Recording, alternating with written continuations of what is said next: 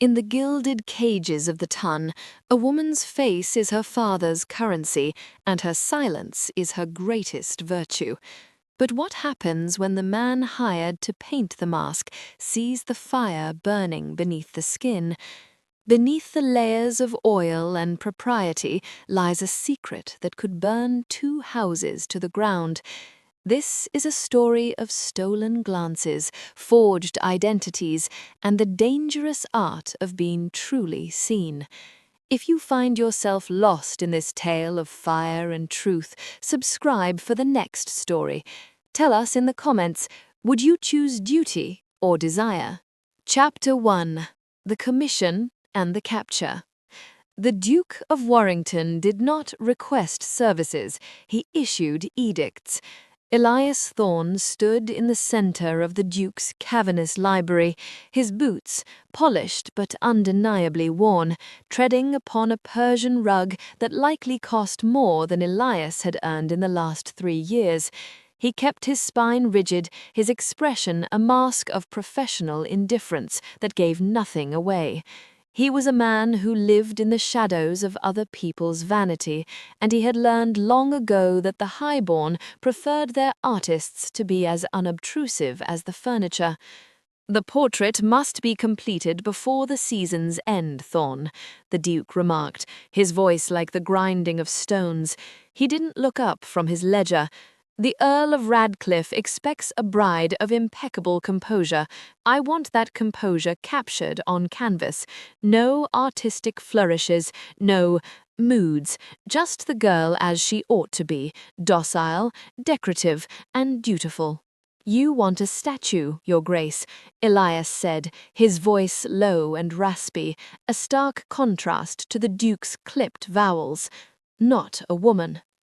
The Duke finally looked up, his grey eyes narrowing. "I want a betrothal gift. I am told you are the best, despite your mysterious origins. Do not make me regret the investment." Elias felt the familiar, cold prickle of apprehension at the mention of his origins, but he merely bowed. "I shall require a room with a north light, and I require the Lady Celeste to be present. Entirely."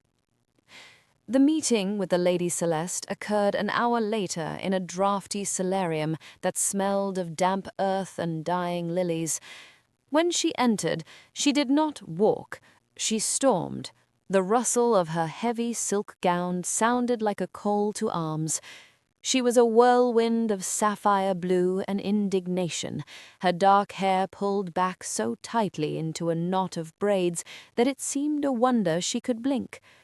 "I will not sit," she announced, before Elias could even offer a greeting. "I will not smile, and if you paint me with a lapdog or a rose, I shall put my foot through the canvas." Elias didn't flinch. He was busy uncapping a jar of turpentine, the sharp, medicinal scent cutting through the floral air. He looked at her then, really looked at her. Her countenance was striking, yes, but it was the tension in her jaw and the restless, trapped bird flutter of her pulse at the base of her throat that drew his eye. "I despise lapdogs," Elias said calmly, setting out his charcoal sticks, "and roses are clichés for men who lack imagination. Pray sit, Lady Celeste, or stand. It matters little to me, so long as you stay still enough for me to find where you've hidden yourself." She paused, her chin lifting. "Hidden myself? I am right here. I am the Duke's daughter, the Earl's future prize, and the most bored woman in Mayfair." "No," Elias murmured, stepping closer, his gaze tracing the sharp line of her brow. "That is the mask. I am interested in the woman who looks at the window as if she's calculating the height of the jump." Celeste went very still. The defiance in her eyes wavered, replaced by a flicker of something raw and startled. For a moment, the heavy silence of the manor seemed to press in on them, the only sound the distant ticking of a grandfather clock and the wind rattling the glass panes. "You are impertinent," she whispered, though she finally sank into the velvet settee. I am a painter, Elias corrected, his fingers stained black as he began the first rough sketch. To do my job, I must see, and I see a great deal more than your father would like. For the next hour, the only sound was the rhythmic scritch-scratch of charcoal. Elias worked with a feverish intensity, his eyes darting between the woman and the paper. He didn't ask her to smile, he didn't ask her to soften her expression. He captured the way her fingers curled into the fabric of her skirts, the way her eyes held a storm that no amount of finishing school could quell. As the light began to fail, casting long amber shadows across the room, Celeste stood up, her curiosity finally outweighing her pride. She moved behind him, her scent, sandalwood and something sharper like rain, enveloping him. She gasped. On the paper was not the porcelain doll her father demanded. It was a woman caught in a moment of silent rebellion. The eyes were too bright, the mouth too firm, the energy of the lines jagged and alive. It's hideous, she breathed, though her hand reached out as if to touch the image. It's honest. Honesty is rarely pretty, my lady, Elias said, his voice catching. He felt an electric charge in the inches of air between them, a dangerous intellectual recognition that transcended their stations. Why do you look at me like that, as if you know what it's like to want to tear the world down? Elias didn't answer. He couldn't. He began to pack his kit, his hands suddenly unsteady. Just as he reached for his coat, a footman entered, presenting a silver tray with a single wax-sealed letter. For Mr. Thorne, the footman said, left at the servants' entrance by a man in a hooded cloak. Elias took the letter, his heart hammering a frantic rhythm against his ribs. He waited until the footman and Celeste were distracted by the arrival of her maid before he broke the seal. The message was brief, the ink smeared as if written in haste. The dead do not stay buried in the north, nephew. We know where you are. The debt is due. Elias felt the blood drain from his face. He looked up to find Celeste watching him, her gaze piercing and intuitive. She saw the fear he tried to bury. In that moment, the hunter and the hunted were no longer artist and subject. They were two souls standing on the edge of a precipice, and the wind was beginning to blow. Chapter 2. Layers Revealed. The ballroom of the Marquess of Lansdowne was a swirling vortex of lavender-scented silk, shimmering candlelight, and the suffocating heat of 500 bodies performing the intricate dance of social hierarchy. To Elias Thorne, it felt like a gilded cage. He stood near the refreshments, his evening clothes, alone from the Duke's own tailor, fitting him like a second skin he desperately wished to shed. He was here as an observer, a curiosity, invited to witness Lady Celeste in her natural habitat, so that he might better capture her social radiance. But all Elias saw was a woman being hollowed out. Celeste moved through the quadrille with the precision of an automaton. Her smile was a masterpiece of artifice, never quite reaching the wary depths of her eyes. She was draped in silver lace that caught the light with every turn, looking every bit the submissive prize the Earl of Radcliffe expected. "The likeness is coming along, I trust?" The voice, thin and reedy, came from Elias's left. He turned to find a withered man in the livery of a high house butler, though the crest on his buttons was not that of Warrington. The old man was squinting at him, his milky eyes widening as they scanned Elias's profile. "I beg your pardon," Elias said, his voice tightening. The old man stepped closer, his breath smelling of peppermint and age. "Master Elias," he whispered, his voice trembling. "Is it truly you? We were told the fire at Blackwood. We were told none survived the treason." The name Blackwood hit Elias like a physical blow. The room seemed to tilt, the music warping into a dissonant roar. Holloway.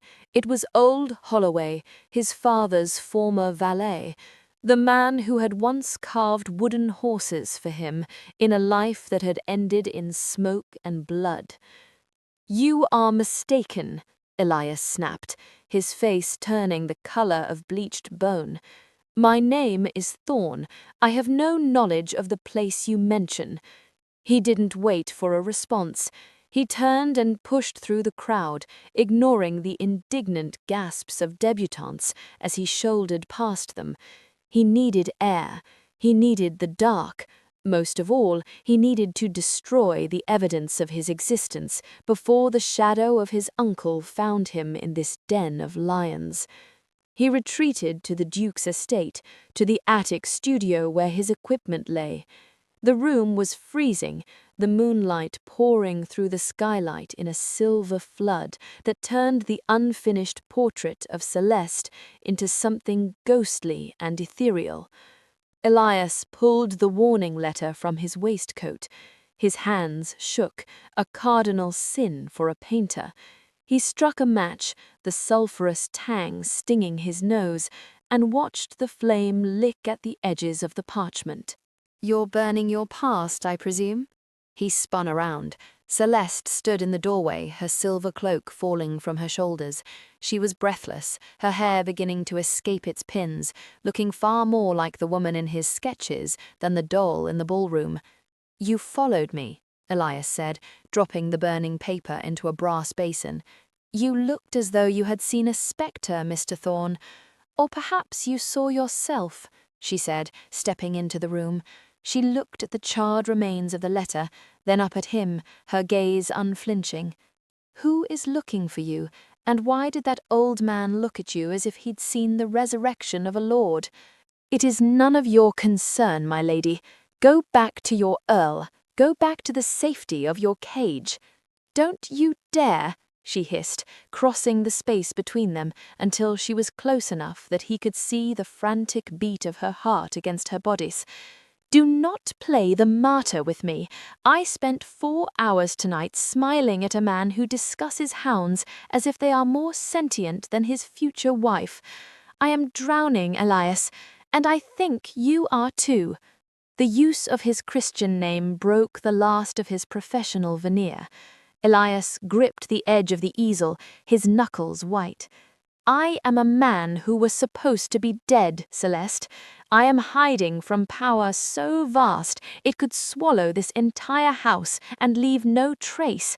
My uncle, he did not just take my inheritance. He took my name, my honor, and he would take my life if he knew I breathed." The confession hung in the air, heavy and jagged.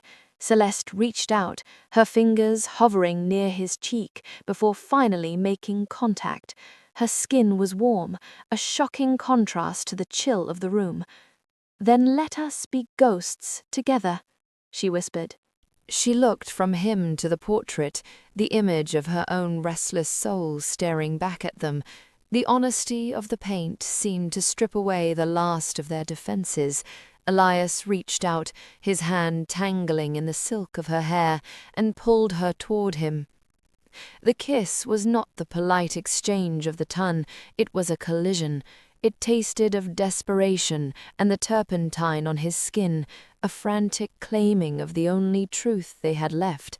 In the silence of the studio, with the unfinished portrait as their only witness, the artist and the Duke's daughter succumbed to a passion that was as magnificent as it was ruinous. Chapter 3. The Unveiling. The ballroom of Warrington House was a cathedral of vanity, illuminated by 1,000 beeswax candles that dripped like slow, golden tears onto the polished parquetry. This was the pinnacle of the season, the night the Duke would solidify his daughter's future and, by extension, his own legacy. Elias stood in the shadows of a velvet curtain, his heart a frantic bird against the bars of his ribs. He had not slept. The scent of Celeste, sandalwood and rain, still haunted the fibres of his coat, a ghost of the previous night's transgression. He looked at the easel in the centre of the room, draped in heavy crimson silk, standing like a guillotine, awaiting its victim. "You look as though you are marching toward your own execution, Mr. Thorne," whispered Celeste, appearing at his side. She was a vision in cream lace, her neck adorned with the Warrington diamonds, stones that felt, to her, like cold, heavy shackles. "In a manner of speaking, I am," Elias replied, his voice a jagged rasp.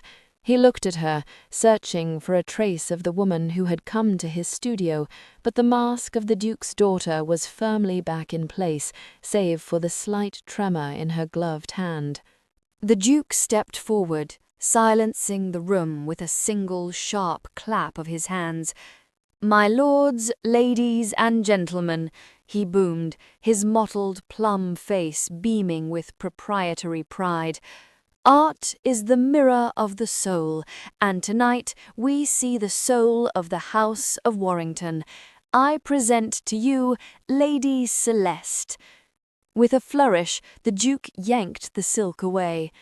The collective gasp of the ton was not one of admiration, but of profound, horrified shock.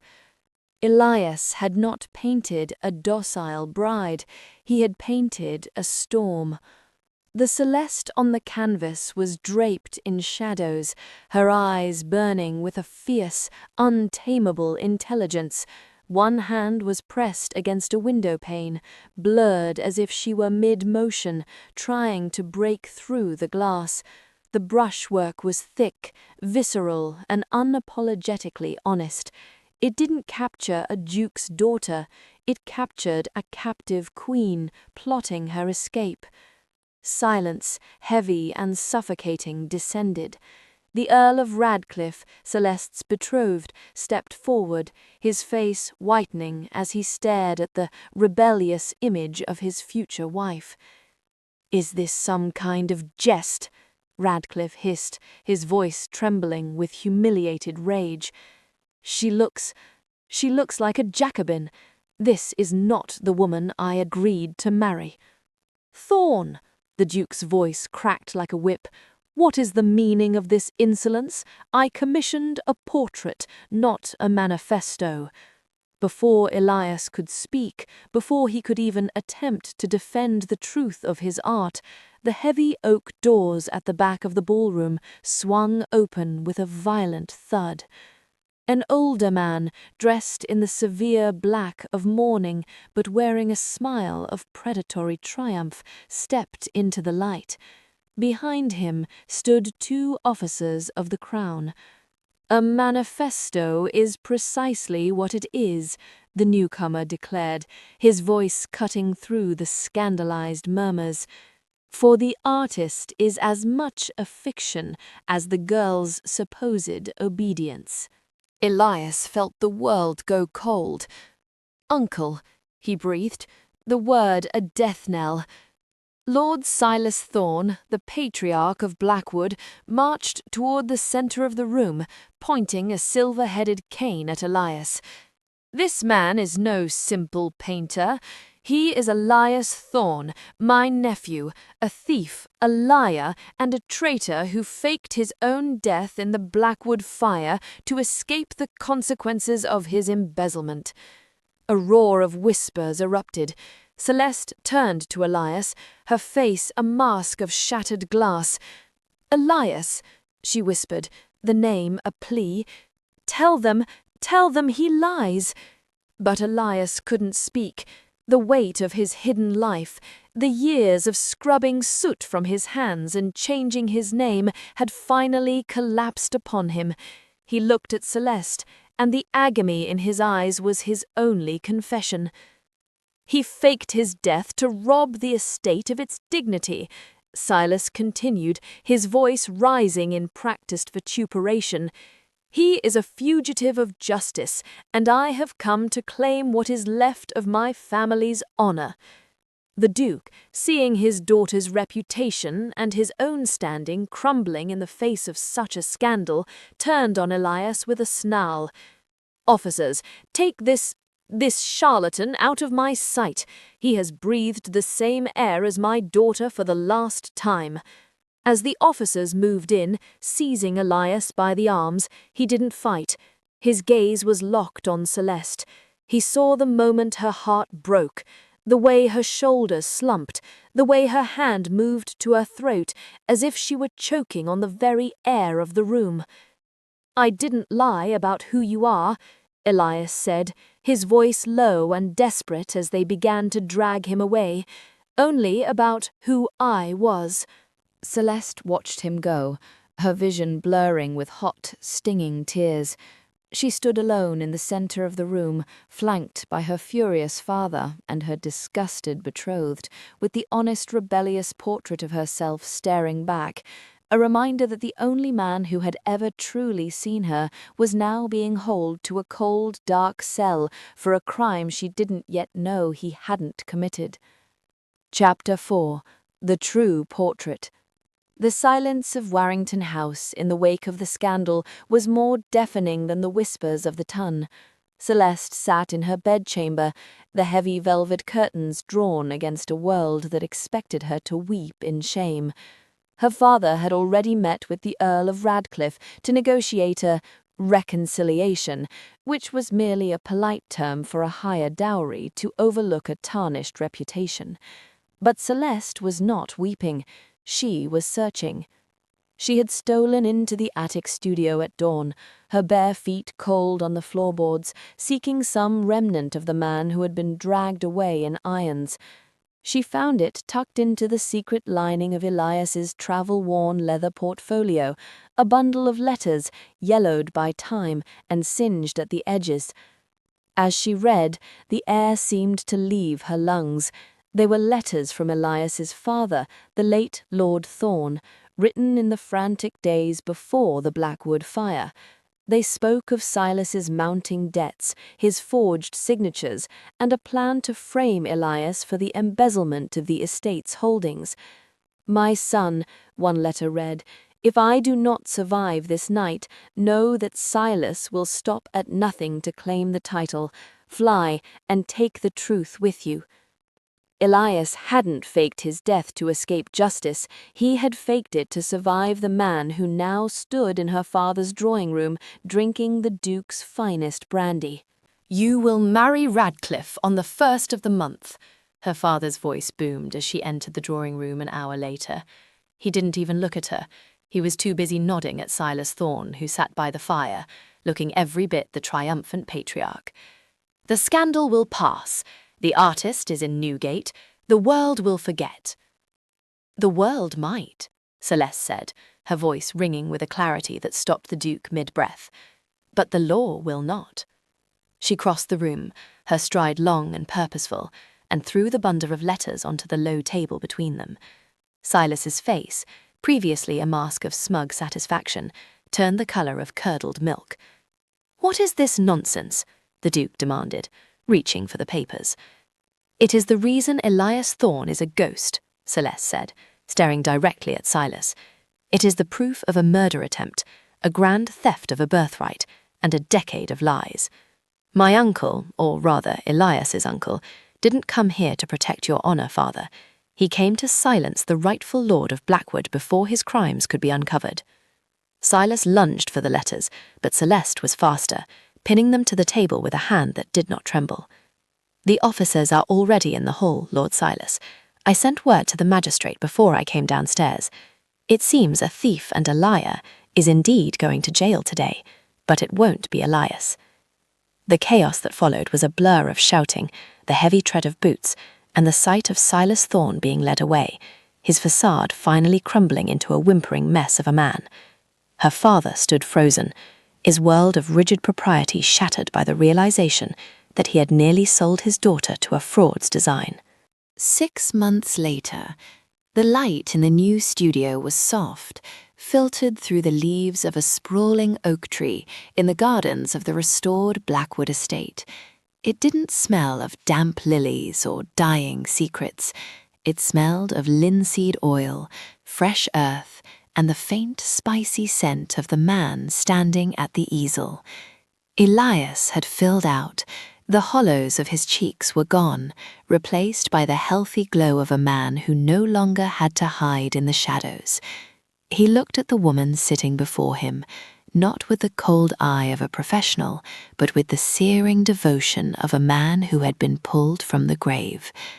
"I told you I would never paint a commission for you again," Elias murmured, his brush dancing across the canvas. Celeste laughed, a sound of pure, unadulterated freedom. She was dressed in a simple gown of soft muslin, her hair falling in loose waves over her shoulders. No diamonds, no corsets that forbade her to breathe.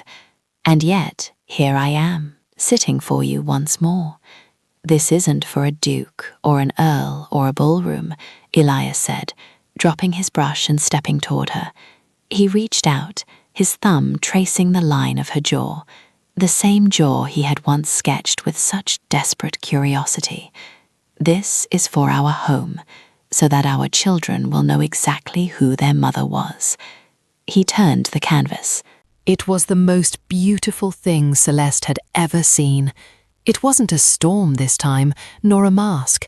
It was a woman at peace, her eyes filled with a quiet strength and a love that burned brighter than any candle. "You finally found me," she whispered, leaning into his touch. "No," Elias replied, his voice a low vibration against her skin. "You found me. I only had the good sense to keep my eyes open until you did." In the quiet of the Blackwood studio, the ink and oil had dried, leaving behind a truth more permanent than any title or decree. They were no longer the master and the subject, the fugitive and the prize. They were two souls who had survived the fire to paint a new world together. And as the sun dipped below the horizon, casting long, golden shadows across the floor, Elias realized that the most magnificent masterpiece he would ever create was not on a canvas, but in the life they were just beginning to live.